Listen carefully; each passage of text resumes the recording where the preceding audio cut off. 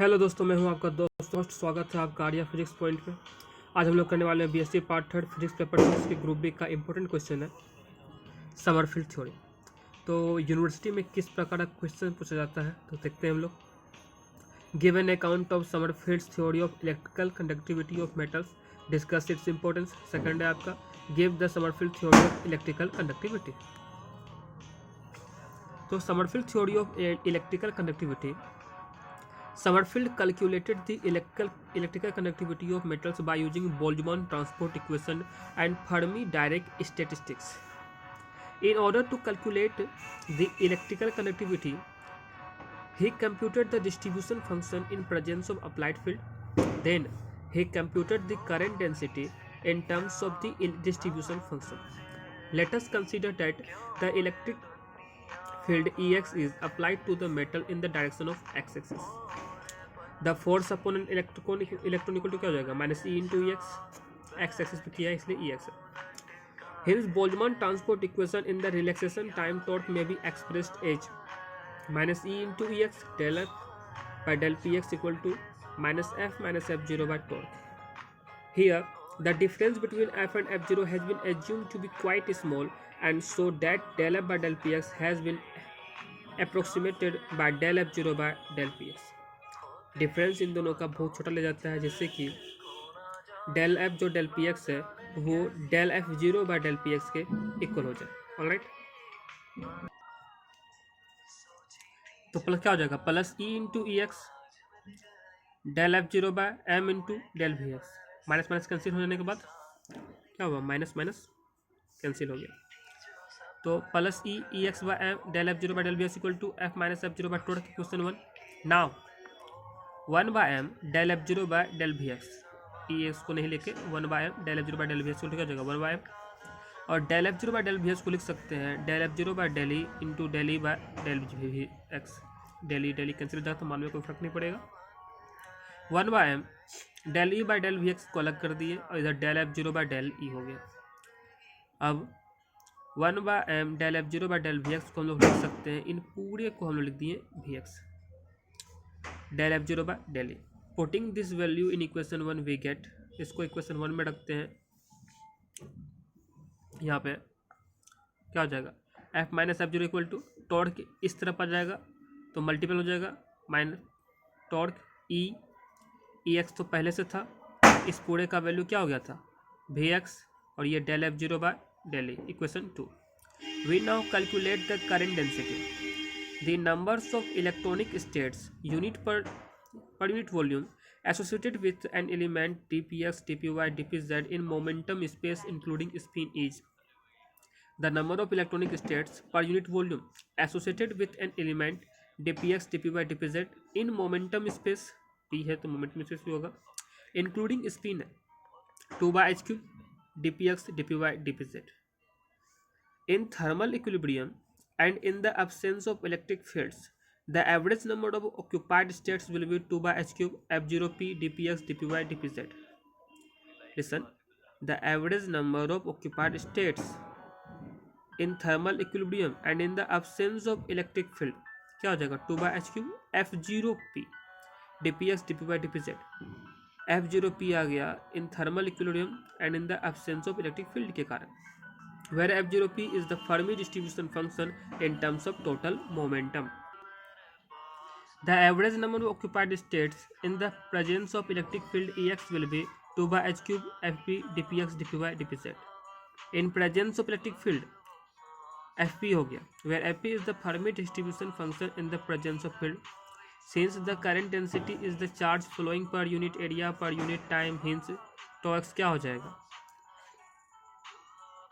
J x equal to minus 2e by h cube triple integration, चूँकि triple 3 को d है triple integration v x f minus F zero d p x d P by D P z. J x equal to minus 2e square by H cube E x triple integration v square x हो गया यहाँ पर torque del F zero by del e d p x d P by D P Z. Since torque equal to क्या होता है minus N E V D, इस कारण से J equal to minus N E V D. Using equation 2 का use करते हैं हम लोग F minus F zero equal क्या है, torque E E X V x del F zero by del E. तो इसका वैल्यू जो है इनसे वैल्यू निकालते हैं और इसमें पुट कर देते हैं हम लोग, इनका वैल्यू यहाँ पुट कर देते हैं।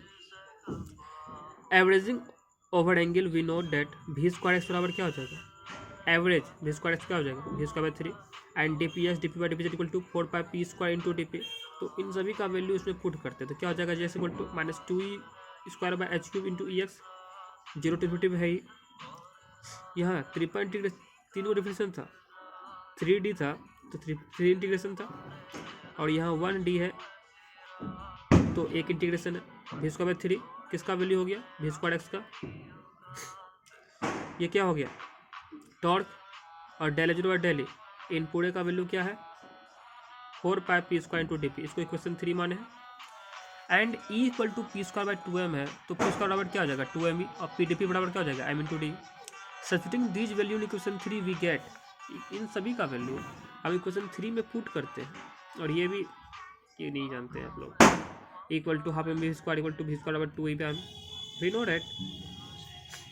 Substituting this value in equation 3 we get J x equal to क्या हो जाएगा, सभी का वैल्यू इक्वेशन 3 में पुट करते हैं हम लोग। जे एक्स इक्वल टू क्या हो जाएगा, minus 2e square by H cube E X, zero to infinity 1/3 2e by M, torque del F zero by del E 4 pi 2m power half m into D. J X बराबर क्या हो गया 16 pi E square 3h cube 2m power half E X. Integration के अंदर क्या रहता है, सिर्फ torque E to the power 3/2 del f 0 by del e into d. Since del f 0 by del e has an appreciable value only in energy range of a few kT about the Fermi energy EF as shown in figure. If e to the power 3/2 torque does not change much over this energy range, then to a good approximation it may be replaced by the quantity EF to the power 3/2 torque f and may be taken outside the integral also 0 to infinity del f 0 by del e into d equal to हो गया -1, del f 0 by del e into d equal to क्या हो जाएगा -1, इनका पूरा integration. और e to the power 3/2 torque ही का इसको क्या लिख सकते हैं हम लोग, e to the power f 3/2 torque f लिख सकते हैं हम लोग। और ये क्या है, ग्राफ दिया हुआ है, ई के रिस्पेक्ट में ये EF हो गया Fermi energy, del zero del E F0 E.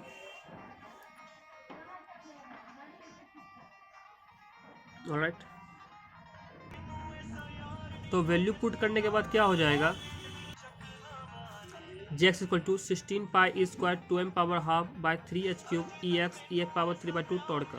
The value of Fermi energy at 0 kelvin is EF equal to h square by 2m 3n by 8 power 2/3 होता है। इसका वैल्यू भी हम लोग इसमें पुट कर देंगे, क्या हो जाएगा, J equal to 16 pi square 2m power half 3h cube E X h square by 2m power 3/2 3n torque f by ये क्या है आपका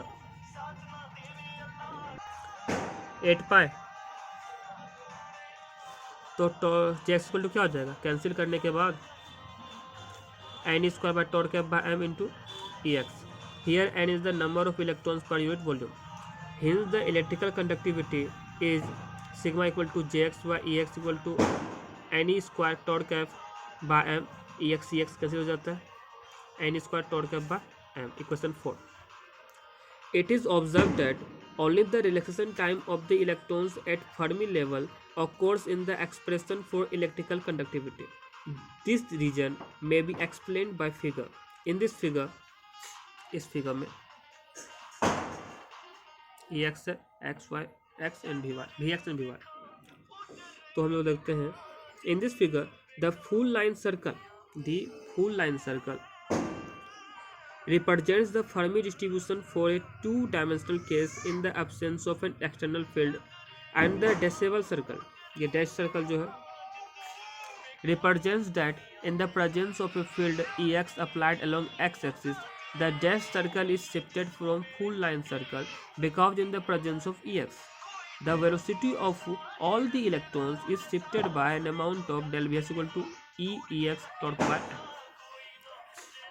अब importance of Sommerfeld theory. According to classical theory, all the free electrons are regarded as conduction electron.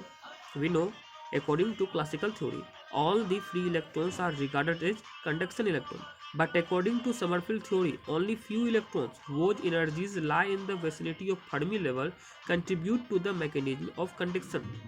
These electrons are only regarded as free electrons or conduction electrons. This is most important features of this theory. And relaxation time. What is relaxation time? We should know. The relaxation time is closely related to the mean free time between two successive collisions of the electrons with lattice. When an electron distribution is subjected to an electrical field, then an electron acquires a mean drift velocity due to two influences, one due to electron current and other to the electron lattice collision. Let us suppose that electrons suffer a collision after a certain time 2 torque. The result of the collision is to decrease to zero the excess of velocity that the electrons acquired from the field. The electron is again accelerated for another period 2 torque. After the collision, the time torque is known as relaxation time. तो यहाँ पर आपका relaxation time हो गया, importance of Sommerfeld theory हो गया, और ये full line circle, dash circle, ये क्या किस लिए है वो हो गया, और sigma equal to JX/EX equal to n square vector को बाय m, यही हमको निकालना था. Alright, Sommerfeld theory of electrical conductivity. तो आपको जो भी प्रॉब्लम हो वो हम कमेंट में करके पूछ सकते हैं. लाइक शेयर सब्सक्राइब कीजिए अगर आपके हित में लगे, और पार्ट 1 पार्ट 2 वही स्टार्ट करने वाले हैं हम लोग. तो टच में रहिए. टाटा, सी यू, साइनिंग आउट, बाय.